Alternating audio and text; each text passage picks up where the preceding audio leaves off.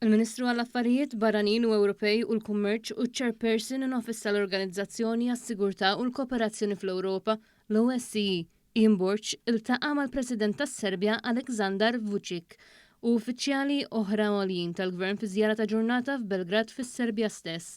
Waqt din iż-żjara iltaqa' wkoll ma' organizzazzjonijiet appoġġjati mill-missjoni tal-OSCE fis-Serbja, inklużi assoċjazzjonijiet tal-midja u tal-ġurnalisti, organizzazzjonijiet taż-żgħażagħ u klinika tal-liġi ambjentali li qed tipprovdi lill-istudenti tal-liġi anzjani b'taħriġ speċjalizzat dwar il-leġiżlazzjoni ambjentali. Il-Ministru Borg żar ukoll Drop-in Shelter li jgħin it-tfal u żgħażagħ fejn dan l-istess ċentru jaħdem mal-missjoni tal-OSCE fuq programm ta' edukazzjoni inklusiva għal tfal u żgħażagħ Roma biex jgħinhom jibqgħu fl-edukazzjoni.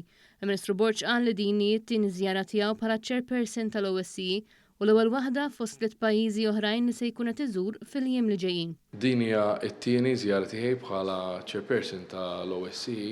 L-ewwel waħda kienet fi Kiev, illum bdejt żjarat ġewwa s-Serbja, l-awtoritajiet tal-Kosovo u l-Moldova.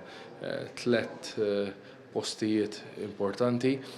Fis-Serbja stajt niltaqa' max-xogħol illi qed tagħmel il-missjoni tal-OSCE. U saħaq ukoll wara li Malta ntażlet biex tmexxi l-OSCE għall-ewwel darba lura f'Novembru tal-2023 u minn Jannar ta' din is-sena bdiet 12-il xahar presidenza bit-tema Insaħħu r-reżiljenza intejbu s-sigurtà.